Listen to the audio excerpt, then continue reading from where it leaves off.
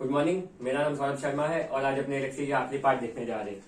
आज अपने जो पढ़ने वाले हैं इस वीडियो में टॉपिक्स टू बी कवर्ड, वो सबसे पहला जो अपना टॉपिक है वो है पावर, बेसिकली इलेक्ट्रिकल पावर। उसके बाद अपने एनर्जी पे चर्चा करेंगे। उसके बाद अपने तीसरा टॉपिक देखने वाले हैं आज, उसका नाम है कमर्शियल यूनिट ऑफ एनर्जी। और जो लास्ट अपने देखने वाले हैं वो बेसिकली एक न्यूमेरिकल होगा अपने कंसेप्ट क्लियर करने के लिए। तो आज का जो पहला टॉपिक है वो है पावर। क्या होता है ये पावर? बेसिकली इलेक्ट्रिकल पावर, अपने इलेक्ट्रिसिटी की चर्चा कर रहे हैं। पावर होता है work done per unit time. क्या होता है? Work done per unit time. कितने टाइम में कितना काम है उसको बेसिकली पावर बोलते हैं। या फिर इसको ऐसे भी डिफाइन किया जाता है कि rate of doing work. Power में भी डिफाइन है work done per unit time, या कुछ लोग इसको रेट ऑफ डूइंग वर्क भी कहते हैं। बेसिकली जो पावर की ऐसा यूनिट होती है, इसको पी से डिनोट करते हैं, अपने को मालूम है, डब्ल्यू लिख सकते हैं और इसको अपने टी से डिनोट करते हैं, ऐसा भी अपने बता सकते हैं। पावर की जो ऐसा यूनिट होती है वो होती है वॉट। क्या बोला मैंने? पावर की ऐसा यूनिट होती है वॉट। चलिए आगे थोड़ी और चर्चा करते हैं। जैसे कि मैंने बताया आपको, power equal to work done per unit time. इससे मैं कुछ और फॉर्मूला दिया, मैंने कोशिश से ध्यान से देखते जाइएगा। क्या वर्क डन हो रहा होगा? क्या इलेक्ट्रिकल पावर है, मतलब बेसिकली बैटरी की वजह से या वोल्टेज डिफरेंस की वजह से कुछ ना कुछ काम हो रहा होगा। तो ऐसा आपने कुछ देखा है क्या? तो ध्यान दीजिएगा, मैंने पढ़ाया था V होता है W बाई क्यू। V होता है W बाई क्यू। तो अगर मैं यहां से W ढूंढना चाहूं तो वो क्या होगा? V into Q. चलिए इसको यहां पुट करने की कोशिश करते हैं। तो P अपना था W बाई टी, उसकी जगह रखा मैंने V क्यू बाई टी। उसकी जगह क्या रखा मैंने? V Q by T.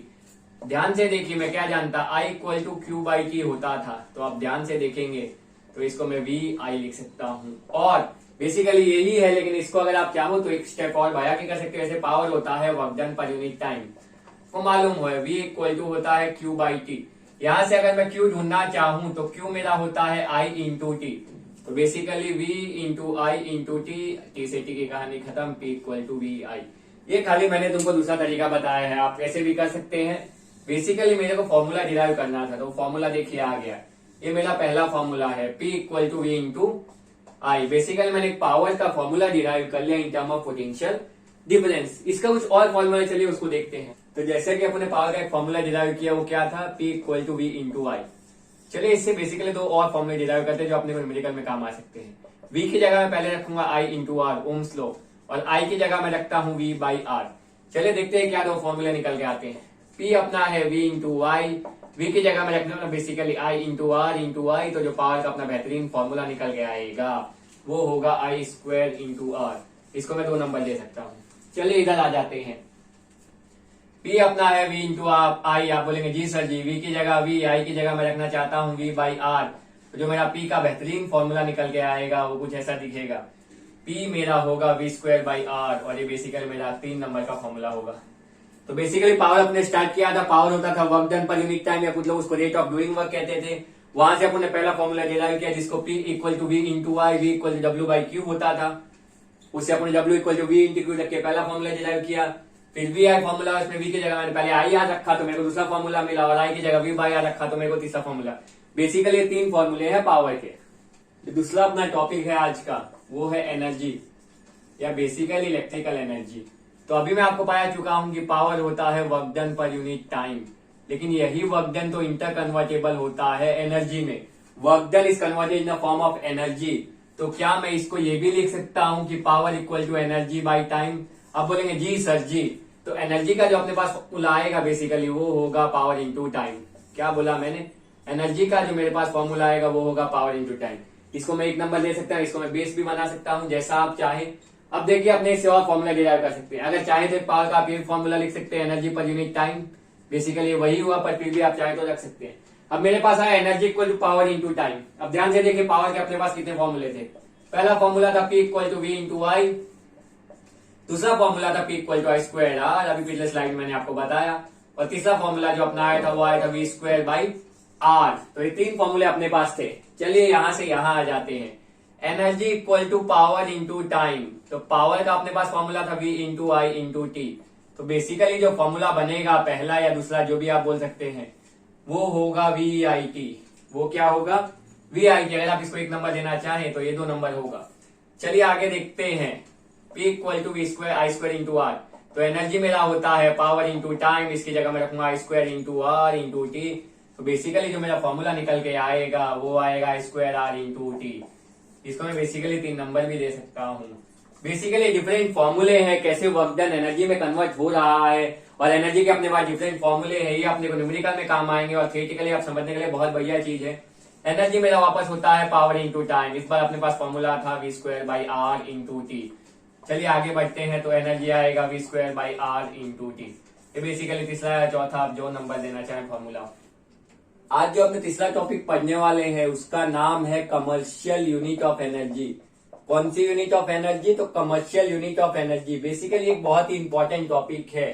ये आप बोलेंगे सर जी क्या यूनिट है? तो मैं बोलूंगा ये वो यूनिट है जिसके लिए आप पेमेंट करते हैं। क्या पेमेंट करते हैं? बोलूंगा हाँ, इलेक्ट्रिसिटी बोर्ड को जो बिजली का बिल भरते हैं वही यूनिट है। ये यूनिट क्या होती है देखना चाहे तो ये होती है kWh। आप बोलेंगे सर जी आपने क्या लिखा? किलोवाट इंटू आवर, ये वो यूनिट होती है। अब जो आप पेमेंट करते हैं वो क्या आप इलेक्ट्रॉन फ्लो कराने का करते हैं या करंट लेने करते हैं कि भाई मुझे 5 एम्पियर 10 एम्पियर करंट दे दीजिए, मैं उसे आपसे आपको पेमेंट कर दूंगा। सोचिए आपको क्या लगता है? मुझे जो लगता है वो ये दोनों ही गलत है। ना तो मैं इलेक्ट्रिसिटी बोर्ड को इलेक्ट्रॉन फ्लो कराने का पेमेंट देता हूँ, ना ही करंट बहाने का पैसा देता हूँ। तो आप बोलेंगे सर जी फिर हम पे क्यों करते हैं? हम एनर्जी के लिए पे करते हैं। किसके लिए पे करते हैं? एनर्जी के लिए। आप बोलेंगे सर जी एनर्जी क्या? कौन सी एनर्जी? बेसिकली जो इलेक्ट्रॉन को बहाने के लिए, जो इलेक्ट्रॉन को फ्लो कराने के लिए अपने को एनर्जी चाहिए वो अपने को इलेक्ट्रिसिटी बोर्ड देता है। उसके बदले में अपने उनको पेमेंट करते हैं। ये एनर्जी की वजह से इलेक्ट्रॉन फ्लो होता है, उसकी वजह से करंट जनरेट होता है और इलेक्ट्रिसिटी प्रोड्यूस होती है। तो अपने जो पेमेंट करते हैं वो एनर्जी का करते हैं। एनर्जी अपने इलेक्ट्रिसिटी बोर्ड देता है और उससे आप अपने पेमेंट करते हैं। आपने सुना होगा कि आपके इतने यूनिट यूज हो गए हैं तो आपका इतना बिल आया। वो यूनिट यही होता है kWh, किलोवाट इंटू आवर। चलो जरा देखते हैं। मैं आप पिछले स्लाइड में अपने बात किया कि एनर्जी होता है पावर इंटू टाइम। पावर का ऐसा यूनिट होता है वॉट, टाइम का ऐसा यूनिट होता है सेकेंड। एनर्जी का जो ऐसा यूनिट होता है वो होता है जूल। अगर आपको मालूम तो बहुत बढ़िया, नहीं मालूम तो नोट कर लीजिए। अब ध्यान से देखिए, क्या वॉट को मुझे किलोवाट में कन्वर्ट करना है और सेकेंड को मुझे आवर में कन्वर्ट करना है। तो क्या अपना यही यूनिट आ जाएगा किलोवाट इंटू आवर। लेकिन ये क्या एनर्जी का यूनिट है, तो बेसिकली ये भी एनर्जी का बिगर यूनिट होगा। तो वही तो मैंने आपको बताया कि मैं एनर्जी का पेमेंट करता हूं। वो देखिए यहां से अपने को पता चल गया है। अब अपने देख लेते हैं किलोवाट आवर में कितने जूल होते हैं। तो 1 kWh इक्वल टू क्या 1000 वॉट होगा 1 किलोवाट में इंटू आवर। चलिए इस पे थोड़ा देख लेते हैं। आपको मालूम होगा पावर कैसा यूनिट वॉट है, तो 1 किलोवाट में 1000 वॉट होता है, शायद आपको मालूम होगा। दूसरा आप एक और लिख सकते हैं, एक हॉर्स पावर HP करके यूनिट आता है जिसमें 746 वॉट होता है। तो 1 किलोवाट से मैं वॉट में लेके आया इंटू आवर। अब देखते जाइएगा क्या ये 1000 वॉट हो गया मेरा। आप बोलेंगे जी सर जी। आवर को मेरे को सेकंड में करना है, मतलब क्या 60 इंटू 60 सेकेंड। आप बोलेंगे जी सर जी, मतलब आपका कितना आ जाएगा देखते जाइएगा। वॉट इंटू सेकेंड, मतलब इसको मैं ऐसे नहीं ऐसे दर्शाता हूं 3.6 इंटू 10⁻⁶ वॉट सेकेंड। तो क्या ये 1 kWh का यूनिट है। अब ध्यान से देखिए वॉट सेकेंड क्या होता था, वॉट सेकेंड ही जूल होता था। मतलब मैं इसको क्या लिख सकता हूं 1 kWh equal to 3.6 into 10⁻⁶ joule. देखिए 1 किलोवाट आवर में मेरे कितने जूल स्टोर होते हैं, और यही होता है अपना कमर्शियल यूनिट ऑफ एनर्जी जिसको मैं kWh भी कहता हूं। चलिए अभी जो अपन ने एक टॉपिक देखा उसको समझने के लिए न्यूमेरिकल देख लेते हैं। बेसिकली एनसीईआरटी का एग्जांपल है।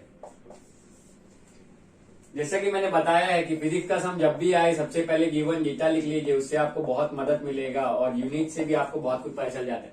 And electrical refrigerator 400 watt rating दे दिया उसका, operate for 8 hours per day, दिन में 8 घंटा चलाया जाता है। What is the cost of energy. देखिए अभी अपन ने बात किया energy to operate it for 30 days, कितने दिन के लिए चलाना है 30 दिन, मतलब महीना भर चलाना है।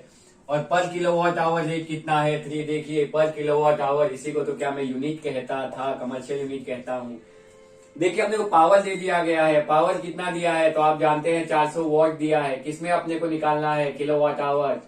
तो वॉट को सबसे पहले मैं किलोवाट में कन्वर्ट कर लेता हूँ। वो कितना आएगा, तो जो अपने को पावर मिलेगा बेसिकली वो मिलेगा 0.4 किलोवाट, ये अपना पावर होगा। अब बोलेंगे सर जी आप ये ढूंढने की क्यों कोशिश कर रहे हैं, तो मैं बोलूंगा देखिए अभी मैंने पढ़ा है एनर्जी क्या होता है, पावर इंटू टाइम। क्या अपने को एनर्जी का ही कॉस्ट ढूंढना है, तो उसके लिए क्या अपने को पहले एनर्जी ढूंढना पड़ेगा।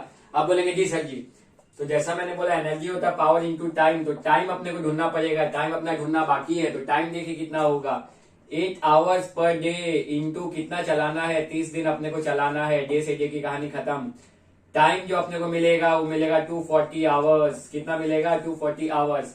चलिए यहाँ आ जाते हैं, एनर्जी अपना पावर कितना है, तो 0.4 किलोवाट इंटू टाइम कितना आया अपना, तो 240 आवर्स। तो ये कितना आ जाएगा, ये आएगा 96 kWh। कितना आएगा, ये आएगा 96 kWh। बेसिकली अपने को एनर्जी मिल गई। अपने को ढूंढना क्या था, cost of energy to operate for 30 days.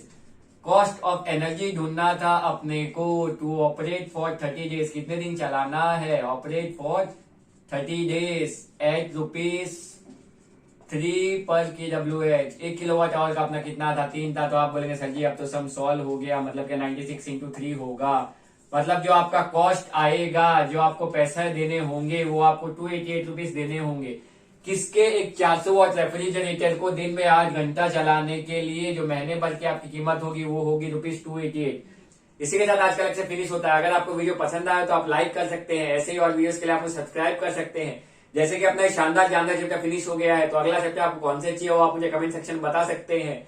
अगर आपको वीडियो से मदद मिल जाए तो आप अपने दोस्तों के साथ शेयर कर सकते हैं। Thanks for watching.